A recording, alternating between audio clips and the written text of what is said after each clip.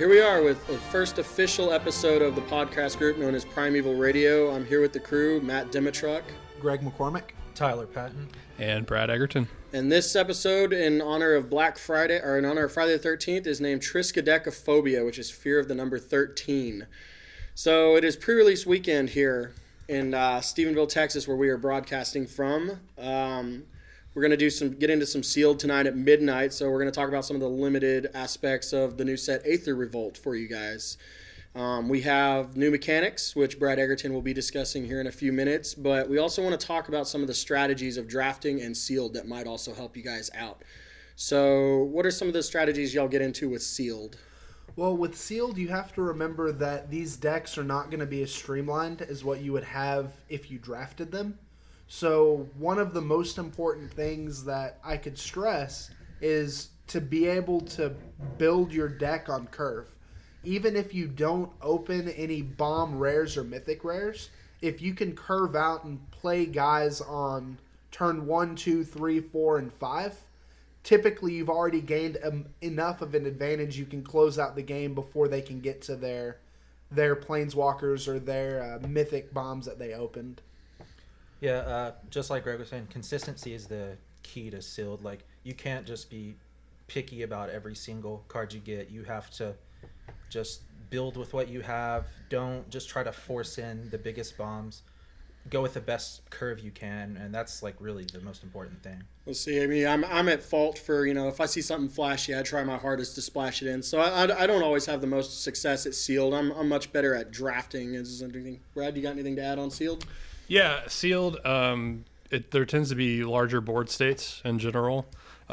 So bigger creatures, especially for this set, I think are going to be good to get you out of those board stalls. I remember in Kaladesh, I got in some huge board stalls. So, and one of my mistakes was I didn't have big enough creatures to get me out of that. I just had a lot of 2-drops and stuff like that. So I still did okay, but using some bigger creatures was definitely something I should have done. That's good to note on big creatures, because as Greg was talking about it on the way to the car ride over here, he was saying how there's an abnormally large number of 2/3s to kind of deal with the aggro-y aspects. So the big creatures might be able to push through. Like, how many 2/3s did you say were in this set, Greg?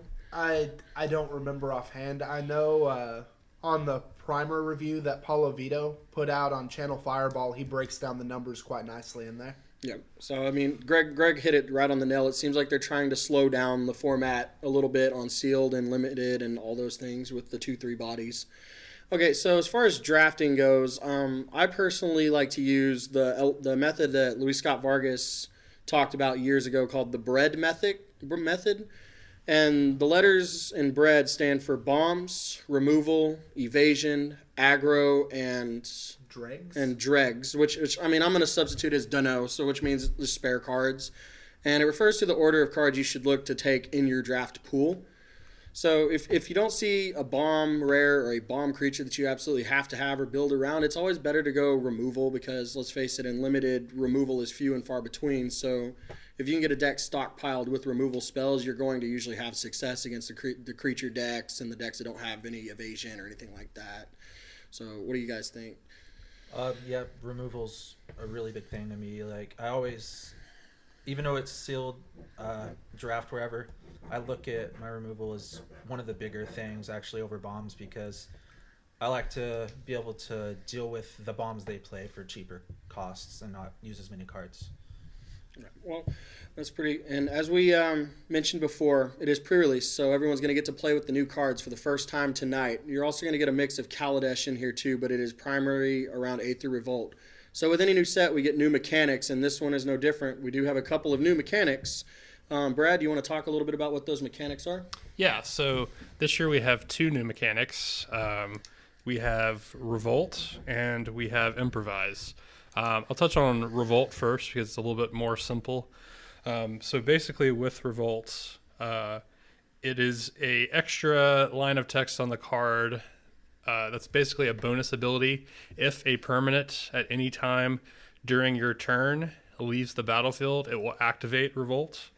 So the thing to note about that is that adds some value to some older cards in Kaladesh that otherwise weren't that great. Aviary Mechanic is one because you can play that. It'll bounce something back to your hand and activate Revolt. Also, you can look for creatures that have that are sack outlets. Like this one common in black in Aether Revolt, for instance, Defiant Salvager. Its cost is 2 black. It's a 2/2. It's sack artifact or creature. You put a counter on Defiant Salvager. For instance, you could pair that with Fatal Push. You could sack one of your artifacts, and then also, activate with Fatal Push. Fatal Push is a 1 black mana removal spell that everyone's talking about with the set. When Revolt is activated, it destroys any creature that is 4 converted mana cost or less. So you want to look for sack outlets through that way to activate that. Revolt is something that's not always going to happen, so you don't need to always count on it. I would say look at the card and evaluate it without it as well.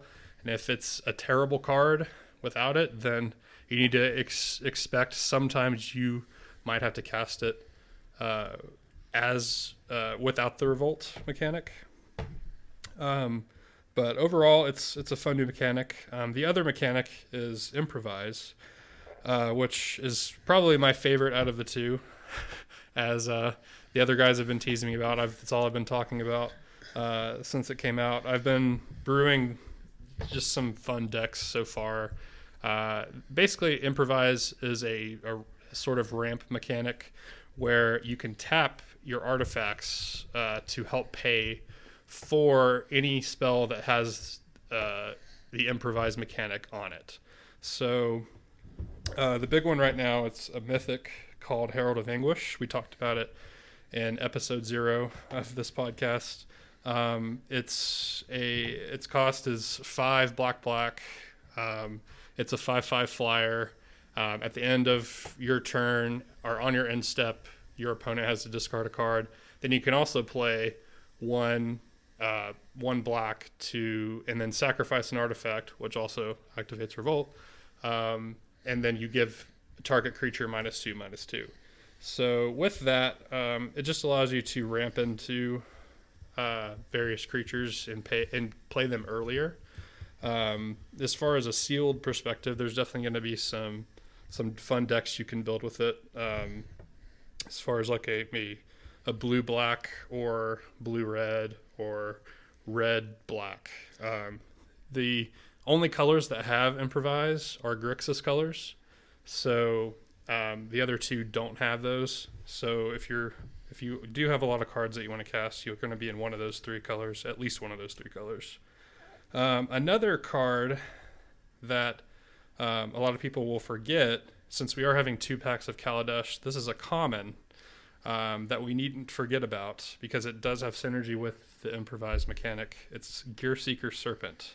It's a 5 blue 5/6 common, and basically it says on the card its cost is reduced by the number of artifacts you control. So if you have 5 artifacts, it just costs 2 blue, and you don't have to tap those artifacts like you do with other Improvise spells. So that, along with there's this other new 7-drop called Barricade Breaker, which is a 7/5. And is that a common? I can't remember. No, it's uncommon. I believe it's an uncommon 7/5. Uncommon. So that's another great card for if you're going to build an Improvise deck. But overall, it's just a really fun mechanic. You definitely want to make sure you have enough artifacts. Otherwise, those cards are just going to be way too expensive because a lot of times their total cost is factored in with Improvise in mind. So you want to make sure you have the right synergy in mind. But overall, yeah, I like these 2 mechanics. How about you guys? I really like him. I think Revolt is the weaker of the 2 mechanics personally. Most of the time, the setup to trigger the Revolt cards consistently is going to be too hard to do, especially in a sealed pool.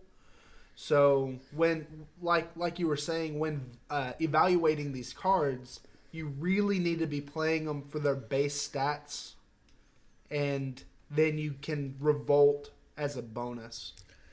Well, I don't have too much to say about revolt, so I'll just have to improvise. Yeah, let the clever puns start, people. Here we go. So I'm with Greg. I think improvise seems a little bit easier to trigger in sealed. I mean, I'm more for drafting and sealed pulling removal based decks myself, but improvise definitely seems like a mechanic that could get pretty busted with the right pool. Like, I mean, there's just some decks that just aren't going to be able to keep up with your 3-drop 5/5s or 4-drop 7/5s. There's just not the sufficient ways to deal with that, and it could be a pretty oppressive mechanic.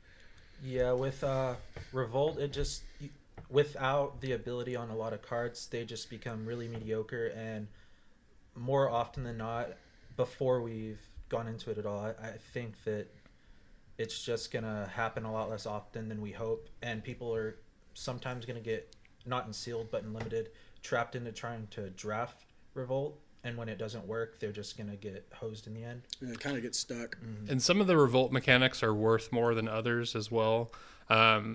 For some cards, like if you're just going to create a one Thopter, then you don't go out of your way to cast that to try to get revolt. But other cards, like for instance, Vengeful Rebel, it's a 2-black 3/2. Its revolt ability is target creature gets -3/-3.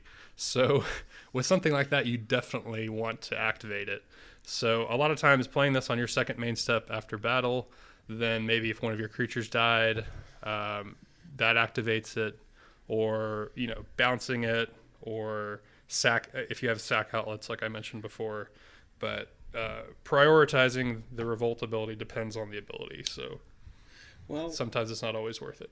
So with the new mechanics, like Brad says, he's named off a couple of the cards. We actually went one step further, and we decided to research this new set extensively all week, and we came up with a chart to break down all the commons and uncommons usefulness and implement all the strategies that they might have in sealed just for you guys, just in time for pre-release. So let's go ahead and get into some of that. We'll go ahead and start with the green color. Greg, what did you find out on the green commons and uncommons? Well, as a whole, I really like the depth and the playability that the green creatures give. Most of them you're going to be able to hit on curve, and most of them are either at or above the vanilla test. There is a removal spell at common that will be really good. Whenever I break these down, I'm not going to talk about the energy cards too much because we didn't get the support in Aether Revolt that we did in Kaladesh to make energy a viable strategy. So most of the time you're just going to look at these cards and do what they have as face value. But unless you can get the support in your 2 Kaladesh packs, you're not going to be able to consistently generate excesses of energy. Starting off, what I think is the best common and uncommon in green, we have Ridgescale Tusker. It is a 5/5 for 5, 2 green, 3 colorless, which is already above what the vanilla test is. If it was a 5/5 for 5, I would play it. And on top of that, when he comes into play, you get everybody on your board a 1/1 counter. So at uncommon, with 4 other creatures on the board, we get a Virtuous Gear Hulk. Yeah, that's worthy of being rare and mythic in some sense. And, yeah. Another bomb uncommon that we have is called Monstrous Onslaught. It is a 5-drop sorcery that whenever you play it, you can divide damage equal to the highest power creature you have amongst other creatures on the board. So in green, you're typically going to be playing the big fatties anyways. So being able to hit this late game on something like Ridgescale Tusker, and for 5 mana being able to divide 5 or 6 damage amongst their team, especially after combat, you can blow out your opponent and clean up their board while keeping your big fat guy back to put them on a clock.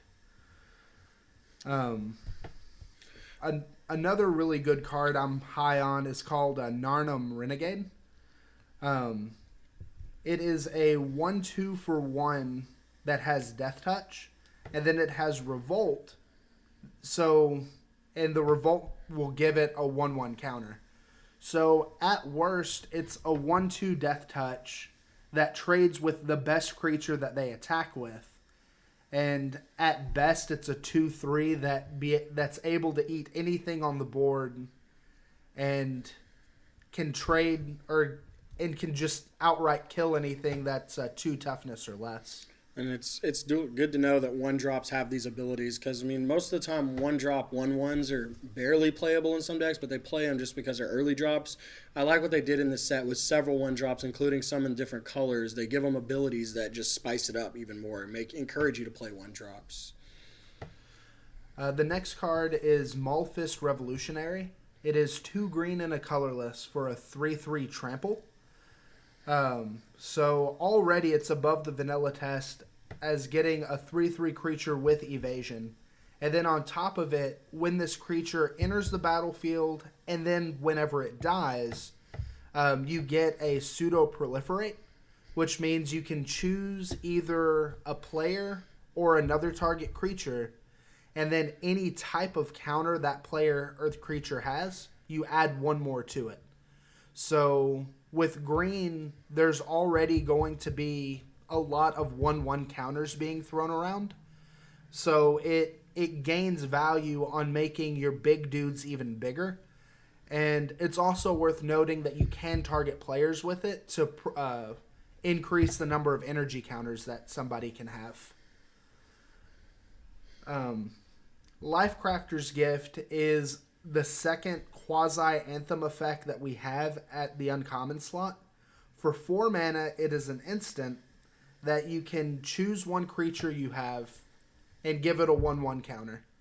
And then after that resolves, it'll check your board, and every creature you have with a 1/1 counter gets an additional one.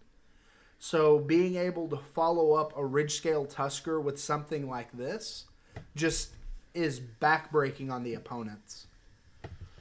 The downside to this card, though, is the way it's worded. It's all in one block, the text block. So if you go to pump a creature and in response your opponent kills it, it does negate the rest of that card. So it will not pump the entire team if the creature dies in response to it. Another good uncommon that we have is called Lifecraft Awakening. It is a green X spell that's an instant that lets you target a creature or an artifact and put 1/1 counters on that creature at instant speed. What's nice about it is if you choose a non-vehicle artifact that's not a creature, so your 1-drop artifacts that are sitting there to trigger improvise, it will turn that into a 0/0 artifact creature and then get the 1/1 counters. So end of turn, you can dump 5 mana in it to get yourself a 4/4 that you can untap with and give it and just immediately go to the face on your opponent. It also is a great trap to let you sink your mana in to win combats and to surprise your opponents with an underwhelming board state with a bunch of non-creature artifacts. Another card that I really like in this set is called Unbridled Growth. This set's pretty light on mana fixing, but we get this, and we also get Renegade Map in Aether Revolt to help fix mana. What this does is for 1 green, you can enchant a land you have. So it is an aura, but it will allow that land to tap for any colored mana. It doesn't ramp you, but it does filter what lands you have. And then late game, the second text is relevant because it lets you sack it at any time to draw a card. So in response to your opponent interacting with it, or even just late game after your mana's fixing, it reads play 1 green mana, draw a card. It's just where I like to see my early game mana fixing, because late game it's able to replace itself and get you the value that you need, that you want from your 1 mana spells. Scrounging Bandalar is the cat monkey that we get in this set. It is a 0/0 for 2, but when it comes in, it will get 2 1/1 counters on it. And then at the beginning of your next upkeep and each upkeep after that, you can move any 1/1 counters on this to any other creature you control. So already it's a grizzly bear, which in limited is fine. A 2/2 for 2's where you want to be. And then you have the added benefit of being able to make your big guys bigger, or move the 1/1 counters over to an evasion creature to get the last points of lethality you need. Prey Upon, which is a reprint, is, I think, the premier removal spell that we get in green. It is 1 green for a common. It's sorcery speed, and it lets you fight another creature, which means you choose a creature you have, you choose a creature they have, and then they deal damage to each other equal to their power. For green, it's everything you want in a removal spell, and it's even better because we get access to cards like the Narnam Renegade or the Dimir Operative from Kaladesh that both have Death Touch, which just outright kill any creature that they have that you don't want. Lifecraft Cavalry is a bomb common that we have. It is a 4/4 for 5 that has trample, which once again, on face value, this is a playable card. And then if you're able to trigger Revolt, which late game is very likely because you're going to be at this point trading creatures and attacking and blocking, and you can find a place to trigger that Revolt. It will come in with 2 additional 1/1 counters. So your 4/4 for 5 with trample has now become a 6/6 for 5 with trample. And with that, honestly, at common, this is a fantastic bomb, especially if your sealed pool was light on actual bomb rares. This can end games. Another card that I saw on here was Druid of the Cowl. It is 1 green, 1 colorless for a 1/3 creature that can tap for a green mana. Mana ramp is always welcomed and limited, especially at the common slot. You're able to wall early aggression decks with it because of the fact it has 3 toughness. And you can also use it to accelerate into your mid game before your opponent can get there, which lets you play the larger guys better to outclass your opponent's board state. Okay. Is that all we got for green? That's all the big cards that are on my radar for green. There are going to be other cards that are good sideboard tax, or just like the dregs that you said in the bread, that you can fill it in to plug in the holes on your curve. But outside of that functionality, you really don't want to be where those cards are. I think when I was looking over the set, I think green is one of the strongest standalone colors in this set. A lot of other colors like blue and things like that are support colors, I feel like. But this is a very strong standalone color. They give you a lot of uncommon bombs that could suffice as rares in most colors. So, okay. Well, after that, let's jump into red. Tyler, what you got for us? All right. Red was probably going to end in like more of the middle of the pack towards limited cards. There are a few that I find really strong up towards the top of my list, but I'm gonna start off with one of the lesser ones. I think I'm gonna move my way up. That's But, fine. Gremlin Infestation, which it's a really interesting card. It's 3 in a red at an uncommon slot. It's an enchantment. At the beginning of your end step, it will deal 2 damage to enchant artifact controller, and when the Gremlin Infestation is put into a graveyard from the battlefield, you put out a 2/2. It reminds me more of Stab Wound from a past set, where it's not gonna. People don't think, at least, it'll be a bigger part of the game, but the longer it stays, the longer either the artifact you enchant or just that enchantment stays, that 2 damage consistently will wear them down. You're shocking yourself each turn. It adds up. And they have to find an answer for it or do certain plays that they might not like to get rid of it, Right. which could cause strain for them. Free damage is always where you want to be in limited. Yeah. And yeah, I think Sometimes inconstructed. that's a card I would look out for. Maybe like towards mid to higher into the pack, at least in draft, I would pick up if you're in red. It seems like it could be really good, at least as a sideboard option, but most of the time in the main. Well, and even using it to enchant something like a servo Mm-hmm. puts them in a pretty bad position. Mm-hmm. And if you're able to target a defensive artifact with it instead, then you're just gonna rake in value off of this card. Yeah, any of the like Prism Array or any like little mana things like that they use, they'll just have to get constantly. The Icy Manipulator kind of Yeah. off. You can tap my creature, but I'm still going to shock you every turn.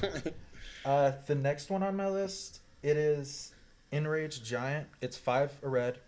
It's an uncommon. It's a 4/4 trample haste, but it has improvise. So in the right deck, I wouldn't say as much in sealed, but in limited, if you get that early and draft around it, sometimes you can look at a turn 3 or turn 4 4/4 trample haste, which can just impact the game so quick. Sometimes it can be a 2 or 3 drop, as me and Brad have experienced in playtesting. Yeah. I built a black-red improvised deck. I playtested it against Matt's Esper control deck, and well, it didn't do too good overall. It was cool when it hit the field, but when it immediately Yeah. went to the discard pile, it's kind of a bummer. It didn't fare well against control, but yeah, when I got it out there, it just smacked him in the face for 4 without him even realizing it. So Card's real good. Yeah, I could just see it having a big impact on limited when people don't have the removal for it, especially when you surprise them early on in the game with it. Well, the fact that he's a haste with trample, Yeah. that's going to get through most walls that people have assembled that think they're safe. Because even if you pump them at all, then the damage is still going to get through. And 3 toughness or like just attack or anything is pretty much in the set 2 to 3 is where it's at. Yeah, all those So- 2/3s don't really protect you against this guy. Yeah. But yeah, I think that'll be a fun card to pick up. I wouldn't, if you're really late into the draft and not building around it, I wouldn't just go for it. But if you can find it really early and there's not just bombs in the pack, I would end up picking up that card to try to build around. But number 8 on my list is Sweatworks Brawler. It's 3 a red.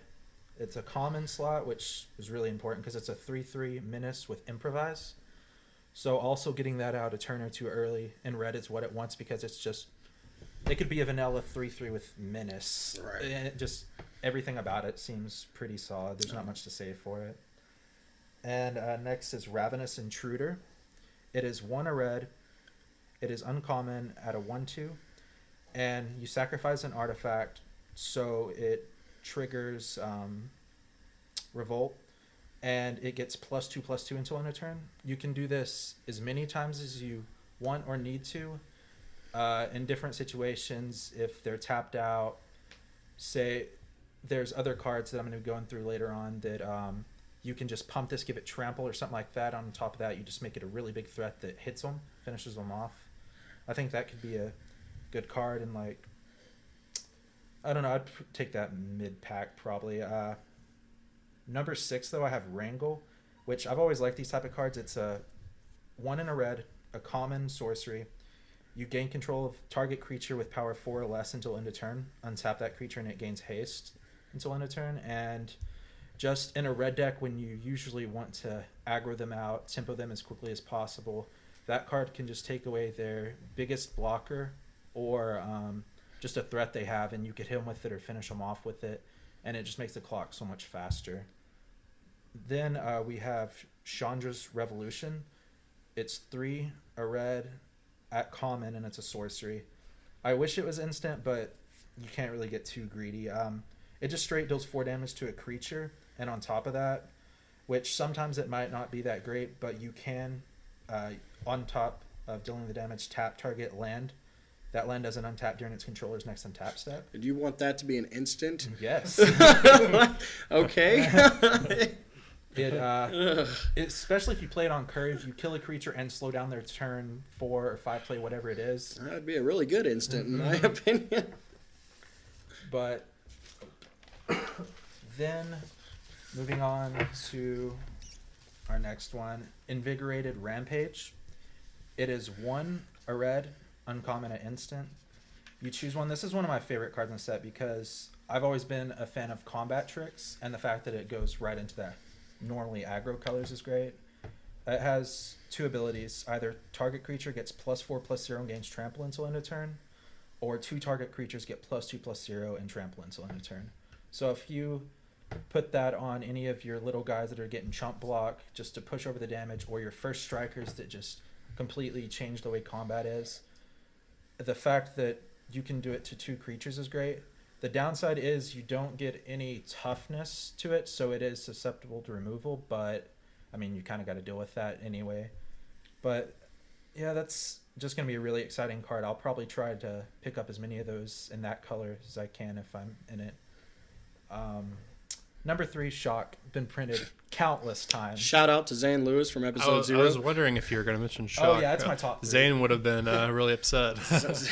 No, Shock is one of the best red removals we have in limited, ironically. Yeah. Yeah, it's just red, destroy creature, or not, basically destroy a creature. Yeah. Deals 2 damage to a creature or a target player. Cheap removal, combat, whatever you use it for. It's just great. There's not much to say about it because we've used it. It's been reprinted times. a billion times. It is worth note that red seems to have multiple common and uncommon first strikers. Mm-hmm. So being able to swing into them and have them block your 2/1 first striker with a 4/4. In response, you can shock it and kill their creature before they can deal the damage back to your first striker. Yes. And number 2 on my list, I have Hungry Flames. It's an uncommon, 2 a red, and it's instant. It does 3 damage to target creature and 2 damage to the player. The reason I have this above Shock is because it seems almost half, if not more than half, of the creatures in the set are 3 toughness. That just a constant 2 3s are what we see, or 3 3s, whatever it is. And I like that it can kill almost everything there is in most colors. And on top of that, it just shocks your opponent when you need to, so it's kind of the best of both worlds. And then my number 1, it's actually a creature. It's something I'm personally excited to see. Oh, God. It is Scrapper Champion. It's 3 a red at uncommon. It's a 2/2 double strike. When it enters, you get 2 energy, which is okay. If you're drafting towards... It is more of a draft card than limited, because you're not going to have the chance to see at least a little more energy enabling cards. But when it attacks, you can pay 2 energy, and it's not just get +1/+1 until end of turn. You get a permanent +1 counter on it. So if it does live, and you have multiple instances of being able to use that ability, it just becomes a house on top of the pump spells you get. Well, and even at just a 3/3 double striker for 4 mana, yeah, that is insane. Yeah, value. 6 damage for 4 power, or for 4 mana. That is Yes. pretty good in red. And I would probably, if you're in red or it's the beginning of the draft, this is one of the first picks I would go for if there's not just anything else. This would constitute a bomb for sure, Yes, by any yes, means I agree. whatsoever. But overall, red seems solid. Like, there's some cards that didn't make the list I wanted to, but it's just they're pushing. I wouldn't say as much just like aggro them out. There's a lot more just stable removal spells for fair price. It's not like you're seeing your double red or whatever. It's stuff you can splash. So I like that. Okay. Well, red and green, like I said, seem pretty stout. They've got their own bombs in essence to stand alone. I'm going to talk a little bit about blue. Blue for me was kind of underwhelming in this set, I guess, to say the least. Like, we've got decent support spells, but we don't have a lot of the bombs that in uncommons and commons that red and green have. I mean, blue's got some good rares and mythic rares, but I mean, those are pretty hard to come by in some things, and even so, it's only like 1 or 2. So I rated my cards on a scale of 1 to 5. I won't talk very long about the ones that I think are just like middle of the pack or anything. So, okay, we'll start with Aether Swooper. He's a 2-drop 1/2 flying, and when he enters the battlefield, you gain 2 energy, and when he attacks, you can pay 2 energy and get a servo. As a general note, blue and white likes flyers, and he is a 2-drop 1/2 flyer. I mean, he doesn't have a lot of power, but as a 2-drop flyer that also has a built-in ability, he's okay. I mean, he's okay if you can build around him with energy, but as we discussed, it's going to be a little harder and sealed. So, as you know, as Brad said, he's a card that you're going to typically pay for a 1/2 and then maybe get a 1/1 servo out of it. So it's essentially a 2/3 for 2 mana. It's okay. I rated him at a 2.5, just kind of right in the middle of the pack. Efficient Construction is a 4-drop enchantment that whenever you cast an artifact spell, you create a 1/1 Thopter with flying. I think with like the improvise mechanic and you build around artifacts and you get a lot of artifacts, this has the potential to overtake the game. Like, the value it gives you just gives you more and more artifacts. You can flood the board. You can pump them if you're blue-green or blue, whatever. So, I mean, without these artifacts, it's almost nigh unplayable. But with the artifacts, it could be huge. So I don't know how to rate this card. It's anywhere from a 2 to a 4, typically. I mean, maybe even a 1.5 to a 4. Let's see. We've got Negate. Negate, we all know what Negate is. Counter target non-creature spell for 2. It's been reprinted almost as many times as Shock. And Limited, it's a sideboard card at best, so it's a 1.5. Salvage Scuttler is a 5-drop 4/4 that when he attacks, you can return an artifact you control to your hand. This card, outside of that effect, is pretty static. A 5-drop 4/4 is an okay body, but it's got no evasion or anything like that. And honestly, it's not a may, it's a must. So you might bounce an artifact that you don't want to bounce. And if you don't want to bounce this artifact, it's just going to sit in your hand and it's a dead draw. It is worth note saying that if you are some sort of revolt kind of deck, this does trigger revolt consistently. Yeah, it does. I mean, it's one of those, you don't just draft him just to draft him. You have to build around him. Mm-hmm. As a standalone guy, I mean, you could play him onto an empty board, in which case he's a 5-drop 4/4 with no evasion, which is very static. So, I mean, I gave him a 2. Shielded Aether Thief. He's a 2-drop 0/4 flash. Gain an energy when he blocks. Pay 3 energy, draw a card. So I compared him to Wall of Omens. I mean, you remember Wall of Omens, as soon as he enters the field, he's a 0/4, you get to draw the card. Yeah. This guy has a strictly worse Wall of Omens in that he takes a little bit of prepping to get you that card draw. I know there's a couple of pros. I read their articles. They're pretty high on this guy, but to me, unless you build around the energy aspect, he's just a 2-drop 0/4 that just gets in the way. Well, the fact he has flash means that you can surprise a block to begin with, and then at that point, anything like the aerial swooper, being able to drop him to follow up gives you a card draw. Yeah, I mean, like I said, I'm a little low on this guy, but I still give him a 2.5 because a 2-drop 0/4 blocker with flash is still okay as its own. Shipwreck Moray is a 4-drop 0/5 that when you enter the battlefield, you gain 4 energy, and you can pay 1 energy to give it +2, -2. So it has the option to become a 4/1 without any sort of pumping at all. So it's kind of like a little mini Aetherling effect.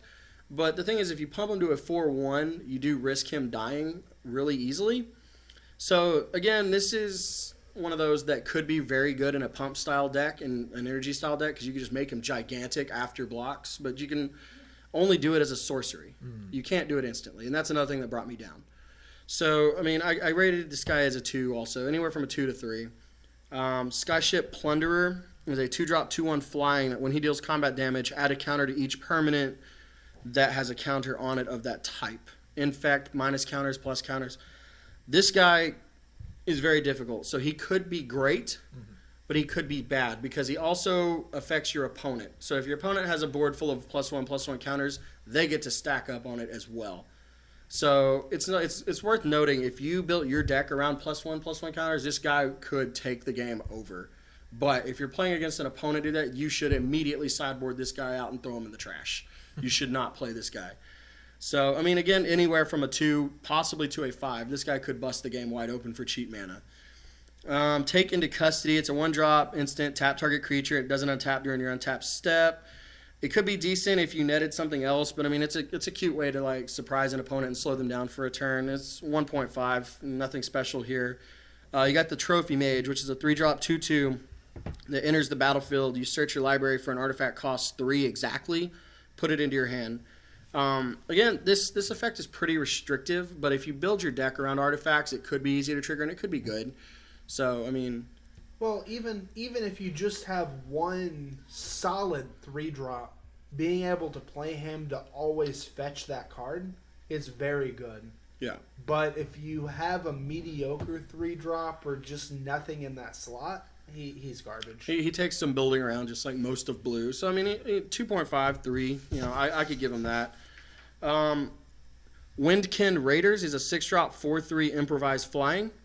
If improvise is as good as everyone says it's going to be, and I think it will be pretty good, this guy could be a house. He could be a 3-drop 4/3 flyer, essentially. And in blue, that's the power you kind of need. We'll just have to see where it goes.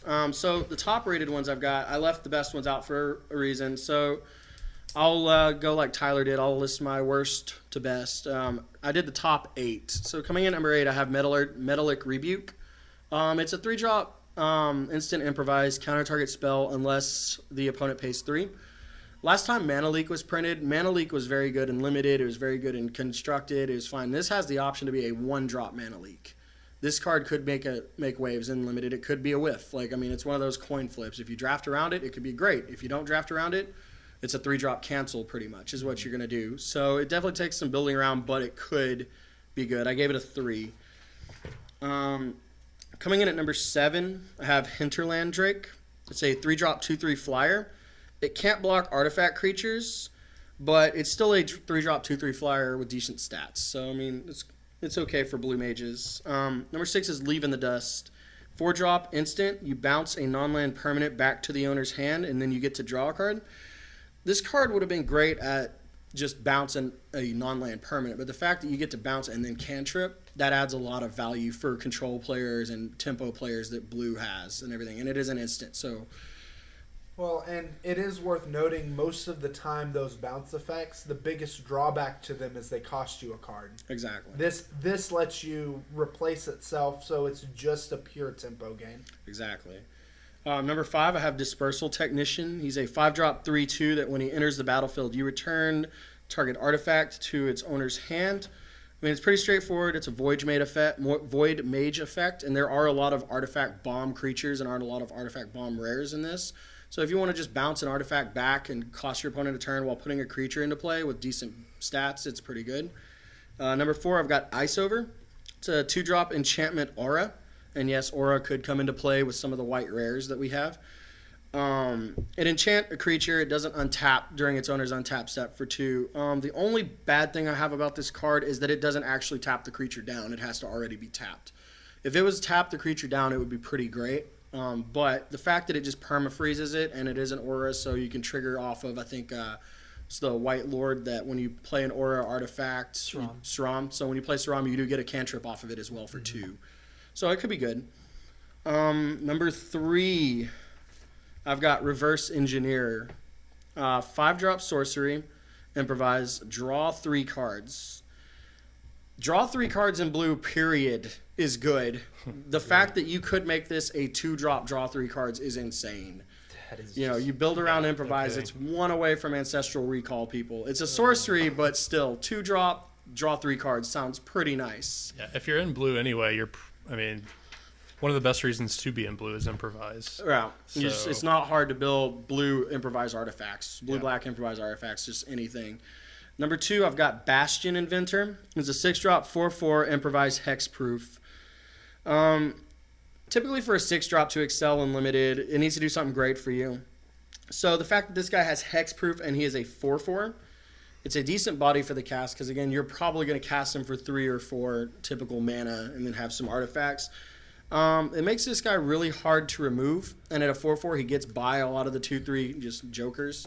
Isn't in this limited we're going to have right now, too, there's not many just removal cards that don't target it, just like 7. Yeah, there's very few edict effects. There is a couple in black, Yeah. but I think that's the only color that has edict effects. I don't know if we have I don't think we have a mass board sweep in this set that hits other things other than artifacts. There is one for artifacts, but that's about it. Fumigate at rare. Fumigate at rare, yeah, but I mean you got to get it in Kaladesh. Okay, so for number 1, the number 1 blue card I've got is Illusionist Stratagem. It's a 4-drop instant. And what it does is it exiles up to 2 creatures you control from the game and puts them right back in. So it flickers. It's a Restoration Angel effect. And you draw a card. So you get a double Restoration Angel effect, and you draw a card at a 4-drop instant. And it triggers Revolt. So, I mean, you could also, if you have creatures, if you built it around a lot of, enter the battlefield effects, like the black card, for example, that Brad mentioned earlier that has Revolt, that gives a creature -3/-3, you could flicker that, and it comes back in and triggers itself. Like that, and you get a card draw out of it. That is insane. Also, there is a white creature that it's Revolt. You can flicker itself and gain 5 life. Yeah, no, like this card is literally insane, and it is only a single blue and 3, so you could splash it. You could splash it in any deck you want. It is worth note with these type of effects, you definitely don't want to be overloading your deck with them. But 1, maybe 2 of these, it can just lead to a complete blowout. Yeah. Like, if I get this card, I could be in red-black, but if I get this card, it's going to take a powerful lot for me to not splash blue for this thing. This thing is nuts. So that's what I've got for the blue commons and uncommons. I guess let's jump into the main course on Aether Revolt. Let's go into artifacts, Greg. All right. So the artifacts we have are pretty deep. The first one I'll talk about is Consulate Dreadnought. I know I saw hype about this, and then a couple of, I think there's a red aura and a white aura that just permanently wakes up a vehicle. This could be a 10/11 for 1 mana, but it's bad. The fact that it's a 7/11 crew 6 means that it's just completely unplayable. I think this is a prime example of how Wizards has addressed how relevant the crew numbers are, because they just gave us a 1 mana 7/11 creature, but the crew 6 is so restrictive on it that it's just completely unplayable. However, we did get another vehicle worth talking about called Untethered Express. It is an uncommon 4/4 for 4 with crew 1. So this is already exactly where you want to be with your aggressive vehicle decks. And, every time it attacks, it gets a 1/1 counter, and it has trample. So this thing is a house. This is the vehicles that you want. This, and then with the Kaladesh packs, you get Sky Skiff and you get Renegade Freighter. Those are the vehicles you're on the lookout for. Another one worth note is Daredevil Dragster. It is a 4/4 for 3 mana that has a crew 2 ability on it.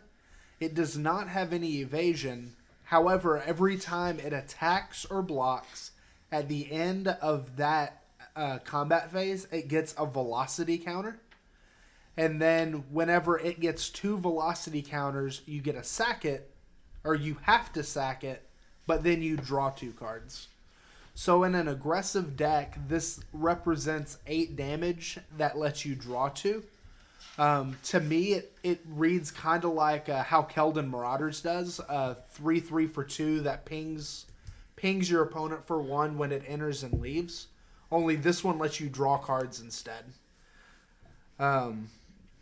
Another 2 cards I want to talk about are the Cogwork Assembler and the Foundry Assembler. Cogwork Assembler is a 2/3 for 3 that has a mana sink ability for 7 colorless mana. you can make a copy of a target artifact you have. It gains haste, then you exile it at the end of turn. That's not necessarily good. Most of the time, the artifacts you're going to copy with it are going to cost much less than 7. But it is a mana sink ability, which is something that Kaladesh lacked greatly. So it lets you do something end game. The other one was Foundry Assembler. It is a 3/3 for 5 that has Improvise. So with enough artifacts, you can play this for theoretically free, but most of the time it should cost you anywhere from 3 to 4 mana. Another thing that's worth noting is both of these are factory worker, I think, creature types, which there was a creature in Kaladesh called Self-Assembler that was a 4/4 for 5, that whenever you played it, you can go search for that creature type. The Self-Assembler can fetch up both of these creatures as well. The next card, we have Ornithopter. It has been printed several times. It is a 0/2 flyer for 0. Do yourself a favor and don't play it. There's just not enough payoff to justify having this card in your deck. Even if you're the improvised deck, don't do it. Why not, Greg? Or if I'm going to play all the Ornithopters you want, I will take the free win. I think he means don't play regular Ornithopters. If you pull a masterpiece, you should play it and show it off. Just to let people know you mean business. The next card is Treasure Keeper. A lot of people have been calling this the Deadbraid Elf. It is a 3/3 for 4 mana, and then whenever it dies, you reveal cards off of the top of your library until you reveal a non-land card with converted mana cost 3 or less, and you play it for free. This card is a house. Yes. The fact that you get so much value off of it, and it's a 3/3 as well, so it trades and can attack favorably into a field of grizzly bears. It's so good. The other really big artifact I'm high on is a Pacification Array. This card is very good. It is an artifact that costs 1 colorless mana, and then you can pay 2 colorless mana, tap it, and tap a creature or artifact an opponent has. This is able to substitute late game for a removal spell, and early game it can help promote you having a 1-drop artifact to get your improvised creatures out rather early. Servo Schematic is another really good improvised card. It is a 2/2 artifact. Whenever it comes into play, it makes a 1/1 servo, and then whenever it leaves play, I think you get a 1/1 servo. So being able to play this on 2, get 2 artifacts for it, plus a 1-drop artifact lets you improvise a 6-drop creature on turn 3, which is very good. The Cogworker's Puzzle Knot from Kaladesh is another really good improvise enabler, giving you 2 artifacts for the low cost of 2 mana. Barricade Breaker, which Brad touched on earlier, is one of the better payoff cards that you get as improvise. It is a 7/5 for 7 mana. But with improvise, you're looking to really only pay 4 to 6 mana. The drawback on it says it has to attack every turn. But if I have a 7/5 for 4 mana or 5 mana, I'm going to be attacking every turn with it regardless. This is the clock that you need to finish off some of the opponents that want to durdle with things that are cute, where you just want to be playing efficient beat sticks and win the game. Mm-hmm. Another pair of 1-drop artifacts we have are Universal Solvent and Renegade Map. Both of these play very well to help promote the improvised strategy. Solvent is a 1 mana artifact that you can pay 7 colorless mana, tap it, and sacrifice it, and you can destroy target permanent. So it lets you play a card on turn 1, turn 2 to help power out improvised things. And then late game, it can double as a removal spell to answer your opponent's bomb. The other one was Renegade Map. It comes into play tapped, and then you can tap it, sacrifice it, and find a basic land to put it in your hand. This not only plays well with the improvised mechanic because you get to untap it by turn 2, and it allows you to constantly hit your land drops. It also plays very well with the revolt mechanic because it's a free way to trigger revolt when you want it. Let's see. There's also 2 cycles that we get in artifacts. One of them is the implement cycle, and the other is the automation cycle. The implement cycle, all of them cost anywhere from 1 to 3 mana. You can pay a colored mana. There's one for each color to sacrifice it and have an ability. And then when that artifact hits the graveyard for any reason, you draw a card. I like these to an extent. The white one costs 1. You sack it for a white, you gain 2 life. It's probably the worst out of them. The black one costs 2, sack it for a black, and make your opponent discard a card. It is stated on the card you can only activate it at sorcery speed, but being able to discard a card's pretty powerful, especially late game. I think the best one out of the bunch is the blue one. It costs 3 colorless mana, so it can be fetched up with something like Trophy Mage. And then after you play it, you can sack it for a blue, draw a card. But since you sacked it, you'll actually draw 2 cards off of it. So being able to hit this relatively early to fuel improvise, and then late game just being able to crack it to draw 2 cards is very powerful. The other cycle that I wanted to touch on is the automation cycle. All of them are competitively costed for the abilities that you get. I think the red one's the best because you get a 2/1 for 2 colorless mana. But all 5 of them have mana sink abilities on it, which is something that Kaladesh sorely lacked. The blue one for a blue 2 colorless lets you scry 1. The red one lets you pay 3 colorless and a red to deal 1 damage to each opponent. The green one is a 3 colorless and a green to put a 1/1 counter on it. The black one for one black, 1 colorless gets +1/+1 till the end of turn. And the white one lets you pay 4 colorless mana and a white to return target creature you control to your hand. Once again, I think the blue one's probably the most powerful with the scry effect, but the red one comes close second, being able to just close games out when you're the aggressive deck. Out of all of these artifacts, my top 5, probably at number 5 would be the implement cycle if you're using them for a improvised deck, because they provide you the early artifact you need to trigger improvise consistently, and then they all replace themselves whenever they die. Number 4, I have Renegade Map, because mana fixing is a very premier thing for this set because it's very limited. Number 3 I have is the servo schematic because I'm real high on the improvised mechanic.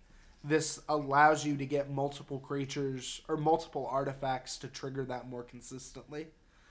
Number 2 I have as the Untethered Express because this is the bomb uncommon of the set. Or the bomb uncommon of the artifact set.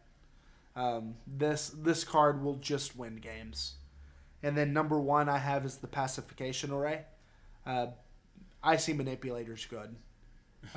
It's just good. Your bomb means nothing to my one drop tap you down every turn. Okay, well, that about sums up artifacts. Like I said, artifacts is kind of what this set is built around, and they have given us some pretty ungodly good artifacts for commons and uncommons. So, all right, let's go ahead and jump into white. Tyler, what do you got for white? Yeah, white compared to red was a little underwhelming. I mean, it has some fun cards, but they seem slightly overpriced. But I'm going to start off with Aeronaut's Admiral. It's an uncommon, 4 mana, 3 colorless, 1 white, 3/1. Human pilot. It's a flyer, and vehicles you control have flying. I don't see you running as many vehicles as this would want you to, but it does have potential to where if you have the right vehicles and you crew them up, it could make combat go completely in your favor, with some decks just lacking on the flying. But it also is really easy to remove, so that's why it's like so low on my list. My next card is Airdrop Aeronauts. It's an uncommon, double white, 3 colorless. It's a 4/3 flyer with Revolt. This is the kind of card you would want in a blue-white flyers deck, or just like a deck that you've drafted towards the Revolt mechanic. It's a lot worse than Sealed, but the Revolt is you gain 5 life. So if you have the right stuff, you can abuse that mid to late game. And then at number 8, I have Dawn Feather Eagle. It's 4 colorless, a white, a 3/3 flying for a common slot. What I like about it is when it enters the battlefield, your creatures get +1/+1 in vigilance until end of turn. So it could just make an Anthem swing, or if you're needing to make some trades while keeping up blockers, it's also really good. I could just see it as like one of, just to top end your deck or something. One of the really cool things that I heard about this card that you can do is it plays very well with the vehicles, because you can play this creature, and then when the +1/+1 triggers on the stack, tap the Dawnbringer Eagle itself to crew something that's a crew 3. That way that vehicle gets the +1/+1, and then you swing for the fences. Mm-hmm. Yeah, I think it'll be a really fun card to use. Me personally, I like these type of tricks where it can make combat go in a completely opposite way that your opponent was thinking it would go. So the next card on my list is Audacious Infiltrator. It's a common. It's a white, a colorless. It's a 3/1 that can't be blocked by artifact creatures. The reason I like this card a lot is because in the aggro decks, they're going to have their 1/1 servos or thopters, whatever it is, that usually just chump these type of things, and they won't be able to anymore. So this can just push that 3 damage through a lot earlier on. And it being at common means you can pick up multiples that are better, and I like it a lot. At number 5, I have Deft Dismissal. It is an uncommon, 3, a white, and it's an instant. Deal 3 damage divided among 1, 2, or 3 target attacking or blocking creatures. Since this isn't red, we're not just going to get our straight removal. We have to have like terms to it. So of course it's going to be attacking or blocking, but it does for 4 mana, sometimes 2 for 1, and it could just kill their X1 creatures before they have a chance to do anything with them, which I like a lot. At number 4, I have Deadeye Harpooner. It's an uncommon. It is 2, a white, and it is a 2/2, so it's average or slightly below. Then it has a Revolt, which I think is really strong when you get it off. It has more than one term to it, though, because you destroy target tapped creature an opponent controls. So either it has to be a creature they've been aggressive with, or just one of their big fat flyers, whatever it is. You have to have 2 types of interactions, just triggering your Revolt and then making sure it's tapped, which can be hard at times, but when it does work, it's really powerful. Then at number 3, I have Caught in the Brink. It's a common, 2, a white. It's an enchantment aura. This is my type of card. We see them all the time. You enchant a creature. Enchanted creature can attack or block. And when a vehicle you control attacks, exile the enchanted creature. So it just... I really like that card. Yeah. I constantly always draft these type of cards just because I love the aura effect and the fact that you can when you put it on something, if you have a vehicle and you exile that creature, it goes to your graveyard, and there are ways to just get it back to your hand and reuse it. So Well, and it's also worth noting that this is a very that ability is very good because it lets you play around things like the Felidar Guardian or other blink effects that your opponent might have in order to blink their creature to get rid of the aura that you spent your turn to cast on it. Yeah, we think Tyler Patton secretly moonlights as a mime in his own free time because he likes black and white so much. I do. I like just making their creatures not be able to do anything and then pull their hair out about everything. And eventually I find a win condition. I feel like that's one of the better removal spells for limited as well. It's definitely up there. I would not say it's the best, but it is Not the definitely best. up I feel like there. it's one of the better because Yeah. it can deal with any creature rather than just stuff that has 2 toughness or 3 toughness. Yeah, it's So- definitely really good. Number 2 on my list is Thopter Arrest. It's an uncommon, 2 a white, and it's another enchantment.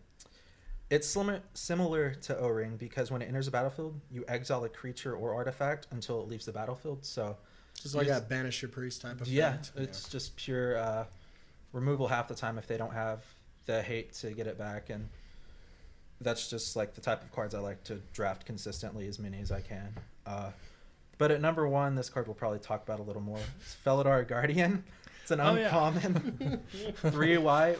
It's a 1/4, so usually at your 4 drops you want a 2/4, but I mean its ability is pretty relevant. So when it enters the battlefield, you may exile another target permanent you control, then return it to the battlefield under its owner's control. So any of the revolt effects, anything you can think of like that. But the big thing is, in this limited, we're also getting access to Kaladesh, and you are opened up to the Saheeli Rai combo with it. Did we talk about what the odds of getting both You were? might as well play the lottery because Yeah. I mean, If but it happens, you have a really good. It's also good to note that the Saheeli Rai combo is not the only unlimited combo with this guy unlimited. There is another 2-card combo, but you will not win the game. But it's funny. What is that? This with Illusionist Stratagem, you bounce your Felidar Sarver and flicker them back, and then they never-ending flicker each other. Oh no. So I mean, if you have an authority of the consoles playing against you, and you're about to lose, you just say, "Hey, I'm gonna stall the game out infinitely if you want to be a douche." But I mean, that's the only thing you can do. You just call a judge over Yeah. there. Yeah, no, I mean, it's a 2-card infinite combo, but you cannot swing and it will not benefit you. Yeah. Well, that's good to know. Yeah. Just a fun fact. Well, You don't need a $20 card to go infinite.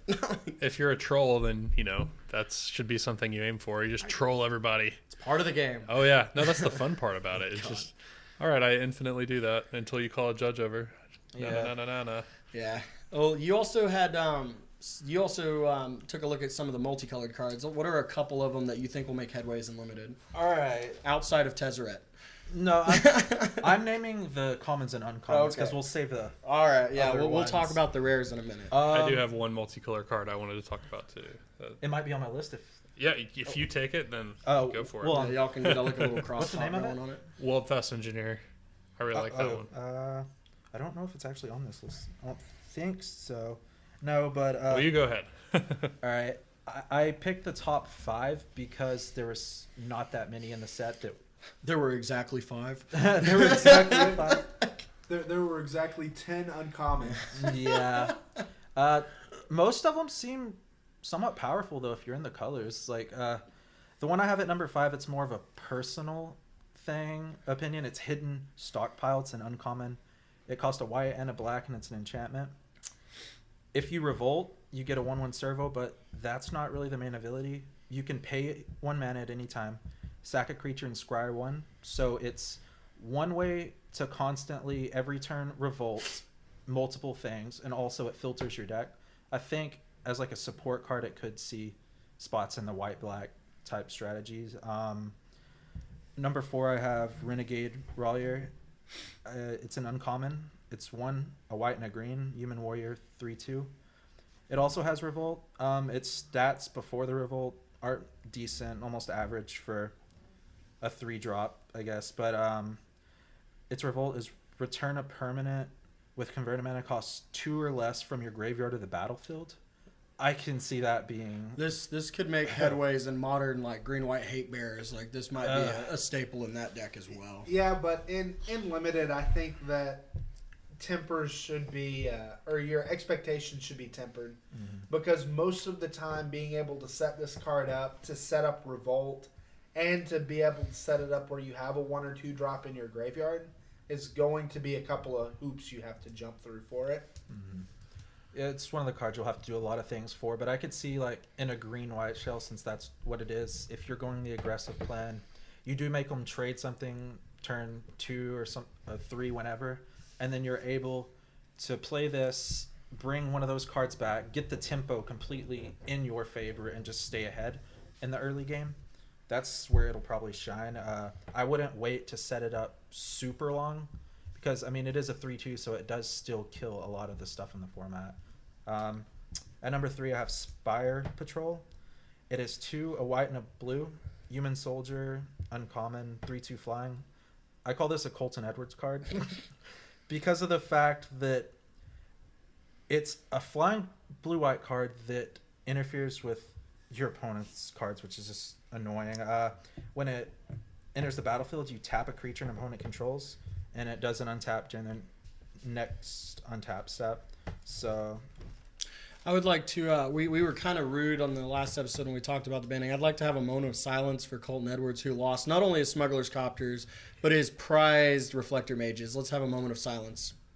Okay, and that's good enough. All right. So I think I posted a picture of me selling all my Emrakuls and Smuggler's Copters, like 11 different packages I sold through TCG Player. Well, yeah, we're not going to get back into the ban. That was last week. We'll get off topic if we go back into that. You don't want to go down that road again. Not again, no.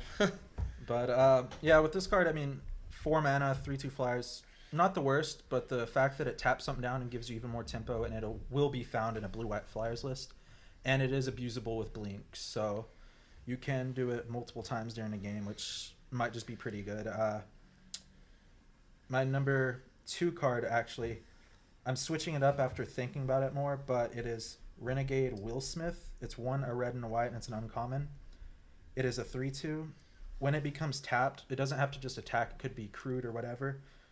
Target creature can't block this turn. So in a red-white aggro deck, that just makes it to where you make their biggest threat or their one that won't trade or give you value not be able to block, and you just swing right through. But number 1 is a card I'm really excited about, Maverick Thopterus.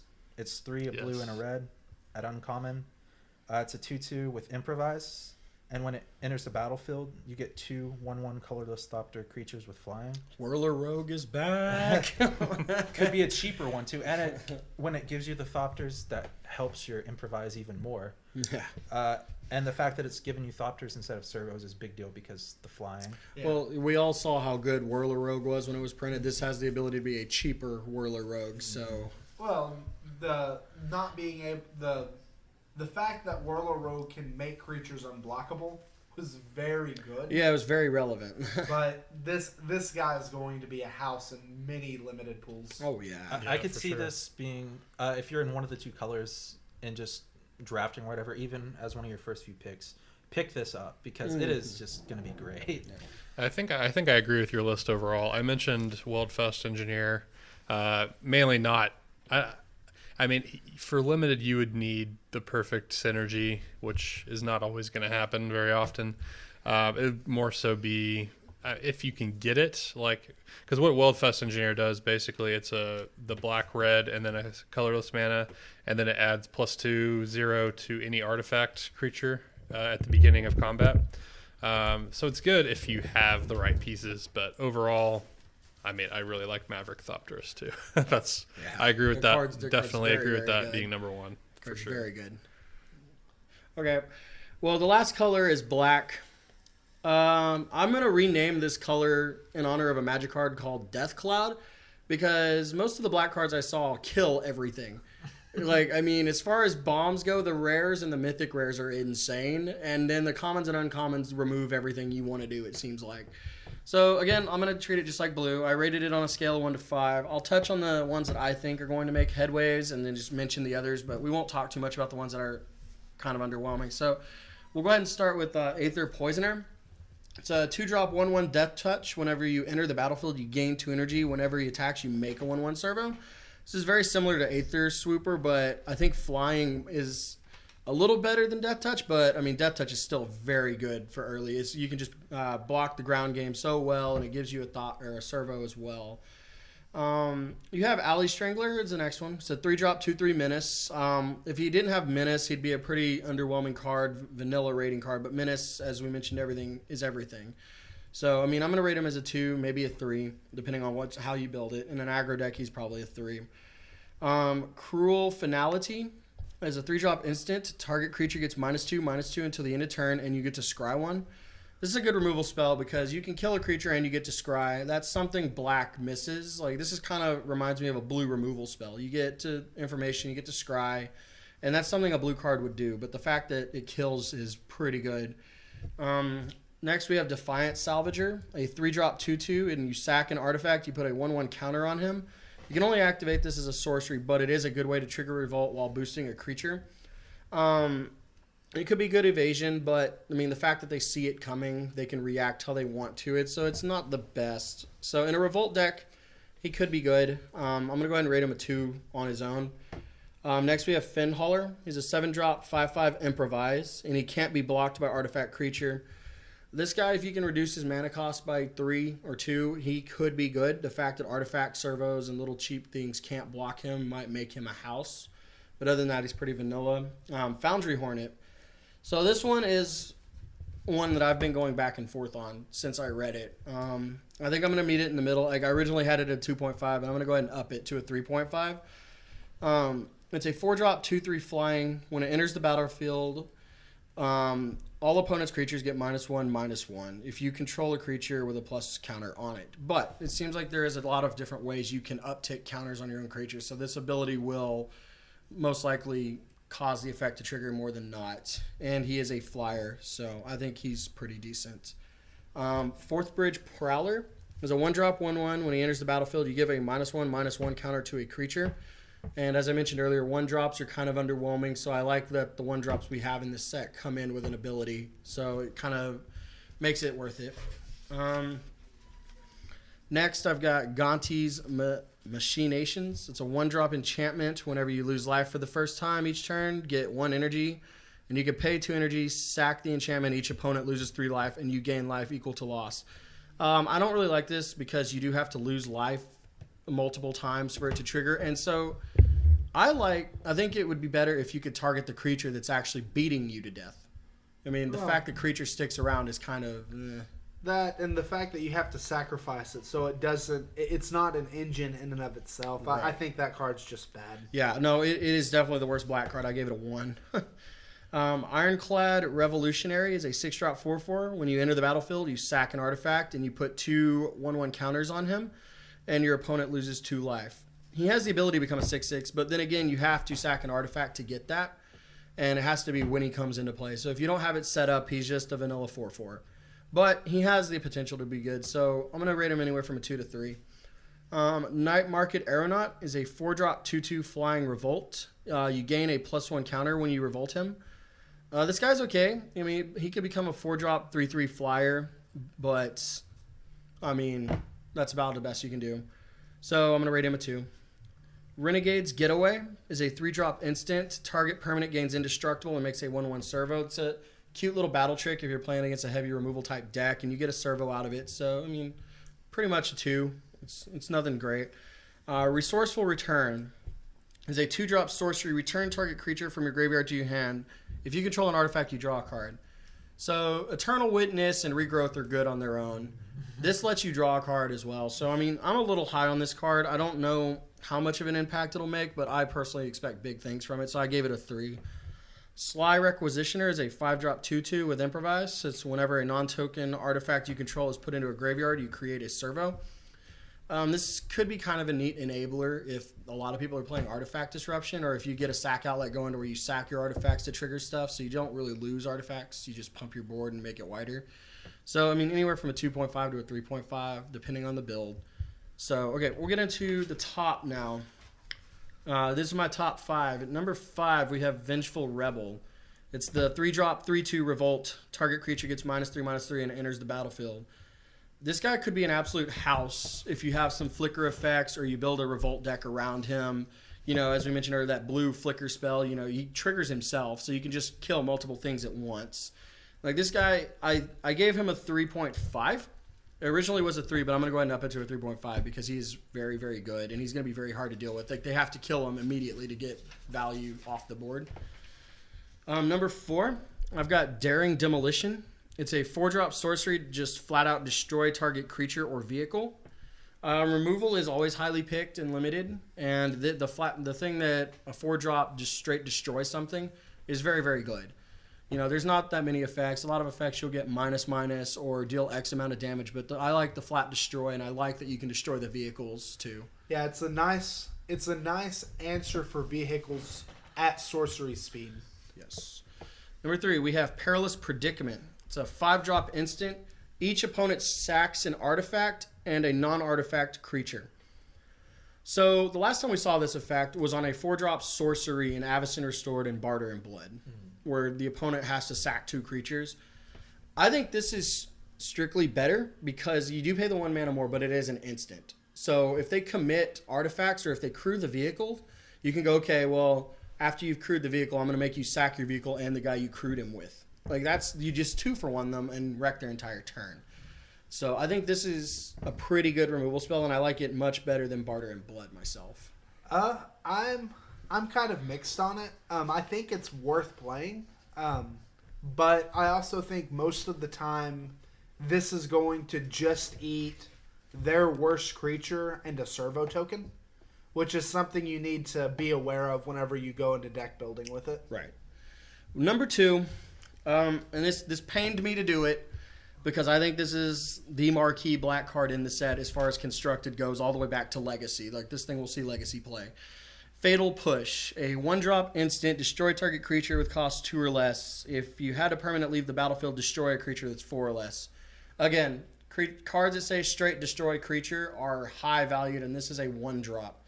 So, I mean, this card is very, very good. If I get it, I will probably pick it. I will probably draft it. I will play it in sealed. I will do whatever with it. I will praise Allah to it. You know, we're not going to do that. but it is not number 1 because number 1 goes to Gifted Aetherborn. It is a 2-drop, 2/3 Death Touch lifelink. Not much to say about this guy. I mean, other than if he had First Strike, he would be Glissa the Traitor. If he had flying, he'd be the Vampire Nighthawk. The Vampire Nighthawk. Well, yeah, that's fair. I know where you were going. He would be, yeah, but he costs 1 less than Vampire Nighthawk, and this guy at a 2-drop is an absolute house to deal with. Like, he just comes down so early, and he can get into swings, decent damage for a 2-drop.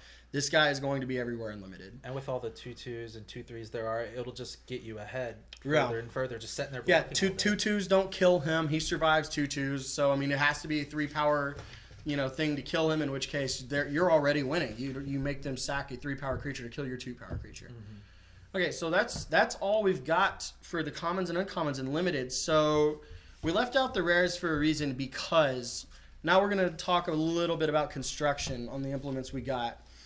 So what are some rares and mythic rares that could make headway in constructed, like not just standard but modern, just the constructed formats? I think this set for a while, or for the past few sets, there's been a couple of cards that you could just tell, like, okay, this card's going to do good, this card's going to make headway. But I think this set actually has more cards in it that do that than most sets have in the past. There's a multitude of cards that could make headway in standard, mainly because we just had a ban and Wizards just cleaned house. But I think even before, there was a good number of cards that would make headway in multiple formats, not just standard. So I think the mythics overall are a tad weak in this set.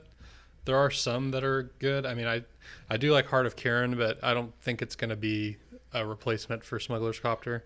I think the vehicles decks will have to adjust a little bit more. They'll probably definitely run it, though.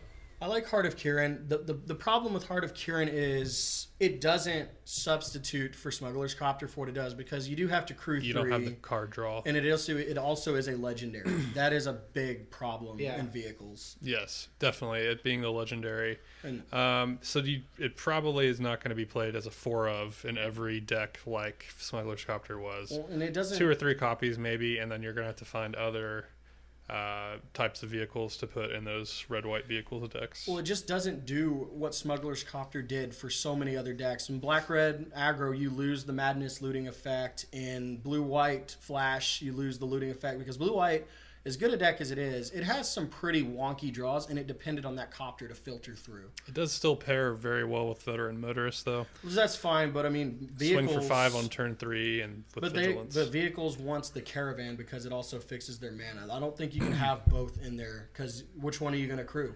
Which one are you going to choose? The 5/5 or the 4/4? You know? Yeah, for sure. No, I know. But I'm saying I think it's good, but I think it's mainly because, the other mythics, there's not really a whole lot out there. I really like Herald of Anguish, but, other than that, the mythics are kind of underwhelming in this set for me. I feel like the rares are really good, though. The green mythic, Aetherwind Basker, the more I think about it, the more I just like this card. Because it is a 7-drop, but it's a 7-drop that just says, I win the game if I get to attack with it. It's a 7/7 trampler. When it comes into play, you get an energy for every creature you control. And then whenever you attack with it, you get an energy for every creature you control.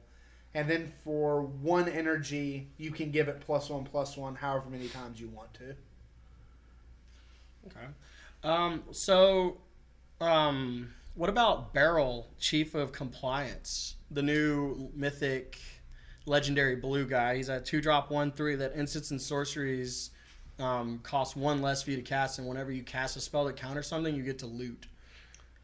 Limited, I think he's not good. Oh no, limited he's bad. Constructed, I think he's a house as a 2-of for any sort of draw-go control deck. Exactly. Yeah, I'm excited about this guy.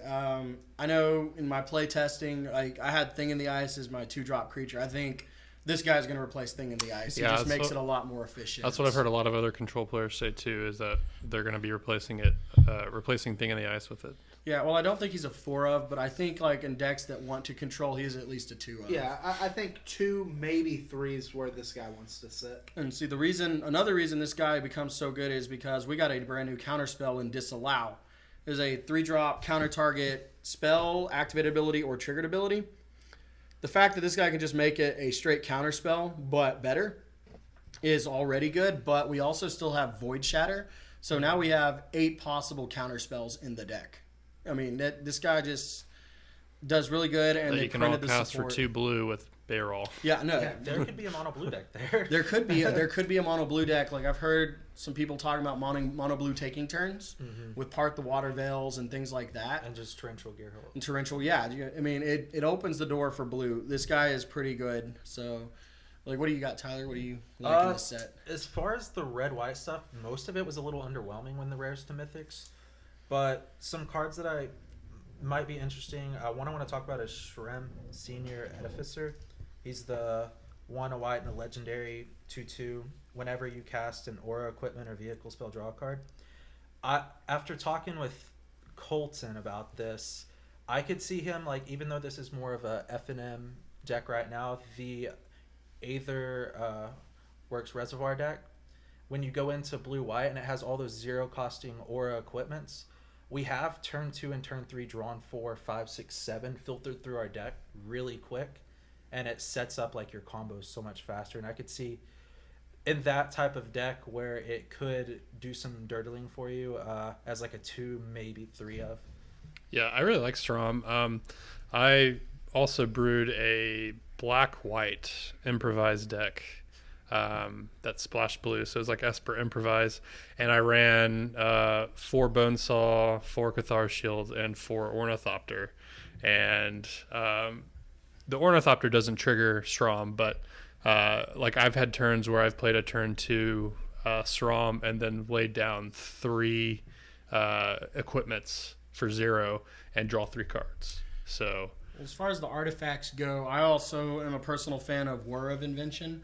Yes, it's not a Chord of Calling, but I think the wording is better than Chord of Calling because the thing is, if they made it to where artifacts could possibly reduce the colored mana, they're in Modern Tezzeret and in that deck, the Thopter Sword combo, they make blue Thopters. So if this was just a straight Chord of Calling, this card would be absolutely broken. In Modern.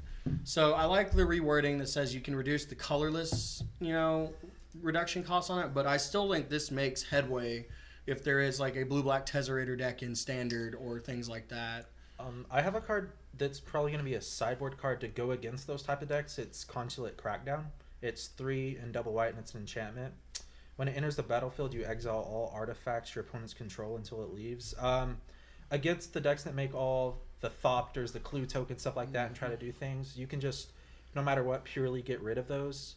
But also, on top of that, it is a card that just, whatever they're doing, it can just slow down really fast, and I could see that coming in sideboards. Absolutely. Yeah, definitely. That would be a really top-of-the-line sideboard card, and then artifact decks in turn are going to be carrying a lot of enchantment hate. Yeah.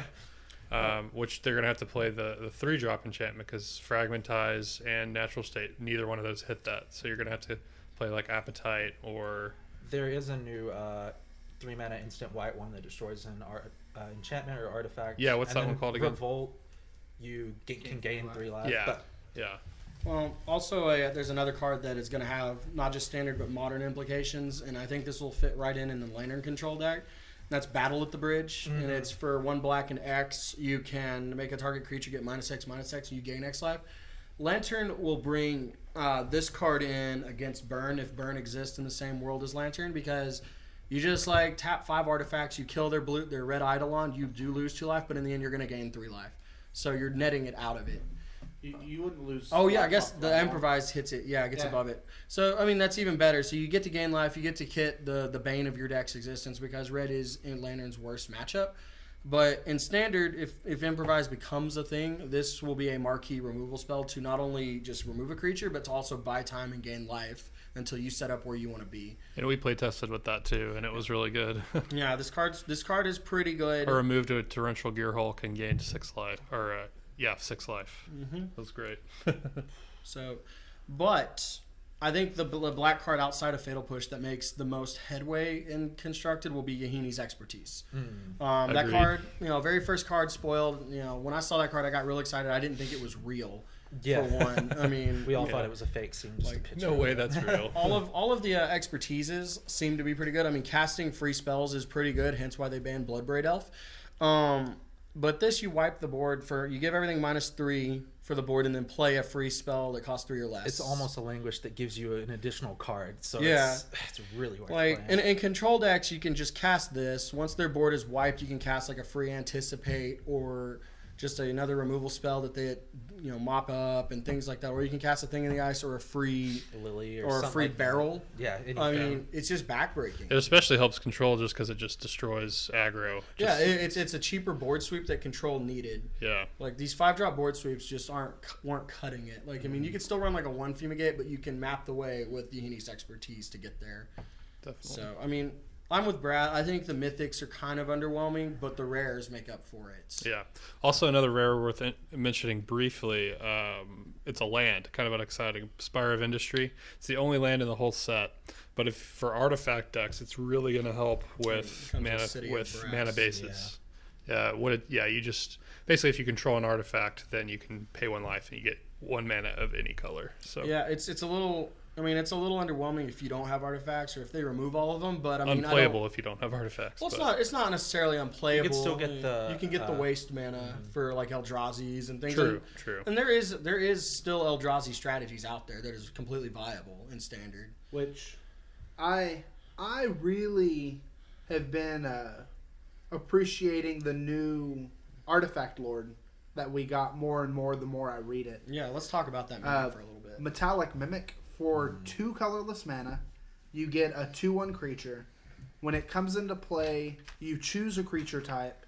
It becomes that creature type, and then any creatures that enter the battlefield after this hits the board get 1/1 counters as long as it's on the board.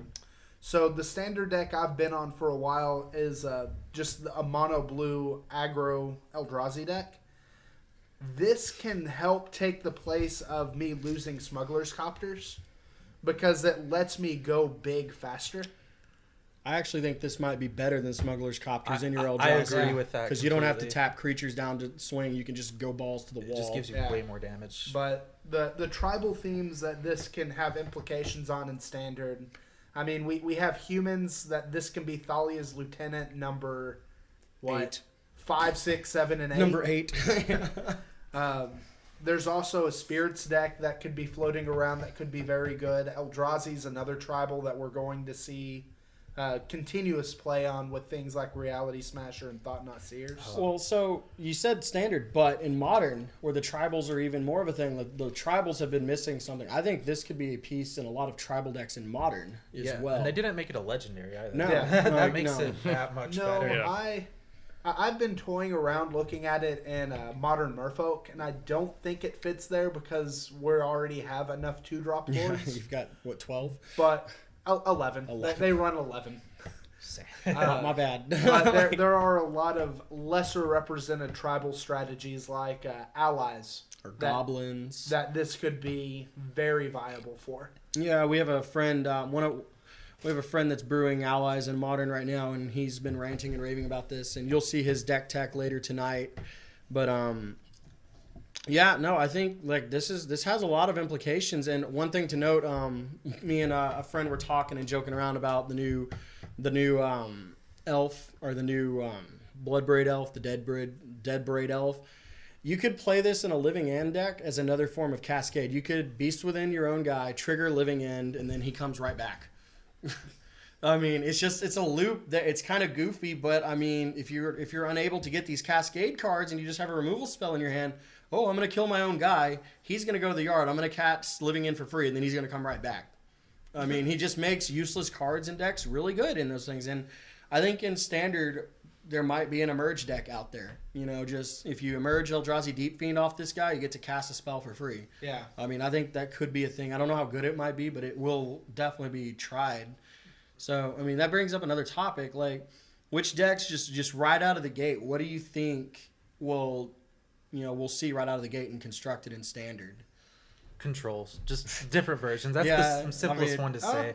Honestly, for the first couple weeks, man, hyper aggro. Every format starts off just hyper aggressive. And then once those decks get established, control can take over the meta. I think there's also going to be a ton of people trying to make the Saheeli combo work too. Yeah, I agree. I think will see that, whether it works or not. You know, we've heard reports of people figuring out the formula for it and making it good. I mean, I still don't see it. Every time I've played against it, I haven't really had a problem with it, but maybe I'm just like playing people who built it wrong. I don't know. I mean, it's still pretty fragile combo. Well, one thing that has kind of made me rethink it a little bit is I've seen some decks where it's just kind of like what we talked about last week, where it's just one of the win cons, and then you're also getting a lot of value with the abilities on their own from Philidar Guardian and Saheeli. Like I saw one deck the other day that was paired with Verdurous Gearhulk, where you can blink Verdurous Gearhulk, get lots of counters, or you can make a copy of Verdurous Gearhulk, make it an 8/8 with haste. A 4-color deck. Yeah, it's a 4-color deck. Yeah, yeah. I mean, the mana base was actually pretty resilient too. Like I said, I think the Pro Tour will show it, but I mean, yeah. I think it's going to be the exact opposite, like what Greg said. I think Control is simple enough to build, and they just needed a couple of cards, and it's kind of like the Pro Tour effect. In the last Pro Tour, Control dominated that format. It was in the finals, both decks were Control, and then after that, it kind of just dissolved away because people figured out these aggro decks or these tempo decks that just beat Control. So, I mean, I don't know. I think Control, like Tyler said, could be everywhere, but I mean, it could be overtaken by like Black-White Humans or things like that as well.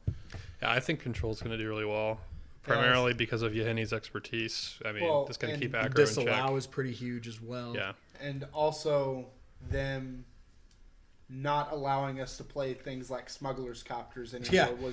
was a huge boon for the control. Yeah, Control had a real problem with the copters. So there's also a new green spell. I can't remember the name of it. Greg mentioned it earlier. The one that removes an artifact and puts it on the bottom of the deck. That spell is huge. That is much better than Natural State because in the fact that you also don't trigger Delirium this way. You just put it right on the bottom of their deck. So I think that spell could make some headway in Standard as well. And of course, there's Fatal Push. Like, we're not going to talk about Fatal Push. Everybody knows what Fatal Push is. So, well, I mean, as far as like Standard and Constructed goes, that's pretty much all I've got to talk about tonight. Is there anything else? I have 2 cards. One of them's the Oath of Ajani. First Oh, off. yeah, okay. Yeah, I've always been like more of a green-white type Naya player in the past, but I mean, it's the green and white legendary enchantment. When it enters the battlefield, you put a +1 counter on each creature you control, and planeswalker spells you cast cost 1 less. I just feel like there's going to be some kind of green-white aggro deck that pops back up, kind of like we've seen for a little bit in the last Standard. But just the fact that it's not even, you don't even have to run a ton of creatures. It's just, I really like the second ability in Standard. I like 3-drop Gideons. And also, to go along with that, Ajani, the one that everyone's really underwhelmed about, I understand now, I'm pretty sure why they don't put him as a 5-drop, because this card has also been printed. Because if they did him as a 4-drop, He is a 5-drop. Yeah. Him as a 4 would just be insane. Okay, so one thing that we are going to do at the end of each episode, I am going to create a random question, and we're going to ask the whole crew and see what it is. So this week's random question for everybody on the spots: what is your favorite experience playing Magic the Gathering? Just individual, most memorable experience that comes to mind. Well, for me, one of the most memorable experiences I had was whenever we were at a 5K during the Innistrad Standard. We were watching one of our friends, J-Dub, at the top table, like round 8, and this guy was on Blue-Black Zombies, dropped a Phyrexian Obliterator, which is a 4-mana 5/5 trample. Whenever it takes damage, whatever damages it, that controller has to sack all of their sack that many permanents. J-Dub was on the super secret tech of the week called Rack of Madness for that card. Rack of Madness is this guy's card away. It blows itself up. Guy has to sack his board and just has a 1,000-yard stare for probably 30 seconds on just how this happened to him.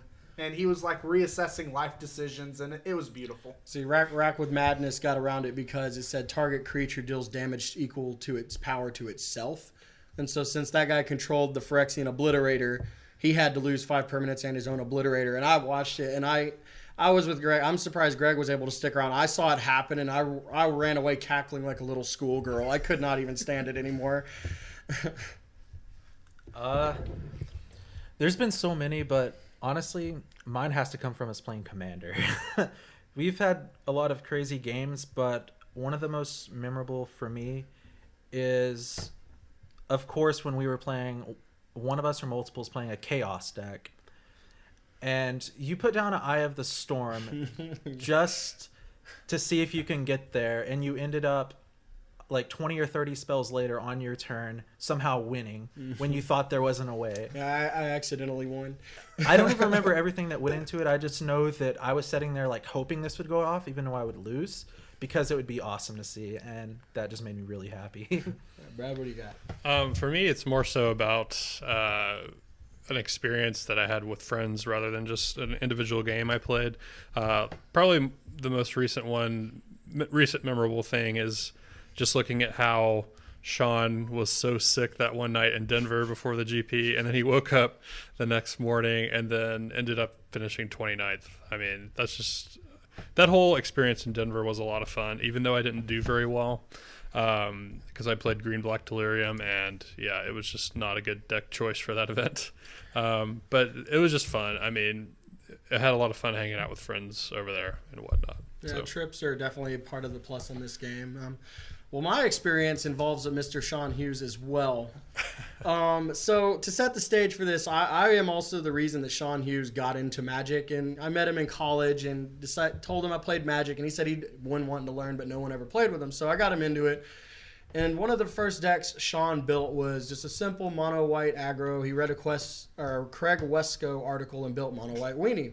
Of course. And this was when Shards of Mirrodin was still in standard. So we were getting ready to go to an FNM, so we were playing in the park, and it was me and Sean Hughes and Chris Nealon and Andrew Northcutt, and they were throwing the ball around, and we're play testing, and so I had this mill deck. And for mill, you discard cards off the top of your library, and you try to win that way. Well, Sean goes turn 1 fetch land and cracks and searches for a plains and puts it into play and tries to pass his turn. I said, well, before your instep, I'm going to quadruple Archive Trap you. So Archive Trap is an instant that if someone searches their library, you can cast it for free, and they mill 13 cards. So on turn 1, I made him mill 52 cards, and I beat him on turn 1 because he had 7 cards in his hand, and he fetched the 8th one into play. Oh, man. And when Chris and Andrew heard what was going on, they stopped their game and ran over and said, did we just hear what we think we heard? And they looked at Sean, and Sean's face was so red with rage, and he was shaking, I thought he was going to literally have a heart attack. And so that is my most memorable, and it was at the expense of Sean, and I apologize, Sean, but I will still remember that forever. So... Okay, so wrapping up, what is everyone in the next year of Magic? Like, it's a new year, new meta, new everything. What is one thing you hope to gain from the game of Magic, or what is one thing you hope the game evolves into? Just what is one hope for you for this year involving Magic the Gathering? Me personally, I just don't want it to go back to a collected company kind of game where we get some card printed that's just going to be like really unfair and make so many players not want to play the format and stop, and then nothing happen with it. I just want it to be kind of clean and versatile. For me as a Fish player, I'm real excited about the Atlantis set coming out next after a Monkat. It's going to be a land-based set, and you're going to rage. My hopes, I just want Standard to be fun. I want other people to have fun with it too. And I think that will happen if the set is, or if the format is diverse. There's lots of different viable decks you can play. Nothing that feels too broken. I want a good variety of nice, fair games of Magic that are to be played. And I think that mainly starts with the Saheeli combo not becoming totally broken. So I'm kind of hoping no pro figures it out, just because I feel like that could really hurt the format. I guess that's why they left the door open for more possible bannings after the Pro Tour. I personally hope to have a good showing and perform well at the Team GP in San Antonio coming up in March. It's a really fun format, and it's one of those we rarely get to do, and I just think it's going to be fun either way, but I think we'll have a lot better time if we're actually performing pretty well. So I hope that my team does pretty well in that and has a good time with it. I hope I can get 500 Planeswalker points so I can get a Ink Moth Nexus promo. Sweet promo Ink Moth Nexus. Okay, well, that's pretty much all we have today. Coming up as far as scheduled events, we have the pre-release tonight, and then next weekend is release where we get to actually draft the set. And then before you know it, we'll have game day coming up. And next week will be the first week that we can actually use Aether Revolt in Constructed. So I'm sure we will touch base on our findings on that and some brews as well. And next week is that when the bannings go into effect, or are they already banned? The bannings will go into effect the first week of the new rotation. Okay. The bannings will be into effect. But also, there is a chance that Wizards could unban stuff in 5 weeks after the Pro Tour. They left that door open, but I don't think they will. I doubt it. That would make a lot of people upset. Yeah. Me primarily, because I just sold Smuggle. It's not going to be another. All my Smugglish copies for like $5 each. No, Golgari Grave Troll is dead and gone. He's not coming back again. Third time's not the charm with him. But what if you dredge him? Wow. Okay. Well done. No. When he's dead and gone this time, may he rest in peace. We'll just completely exile him from our lives. He's exiled, not put in the graveyard. That was Wizards exiled him. bad. So, as I said earlier, we mentioned a deck tech. Each episode, we're also going to have 2 deck techs to attach along with that we'll put in the channel and the playlist as well. We're going to do 1 deck tech of competitive, just, mainstream tier decks. And then we're going to have one that's up and coming, kind of like a brew that has potential. Hopefully, y'all enjoy that, and we will get some good information out of those each week. So, I guess that's all we got for this week. And until next week, we will see you another time. Peace.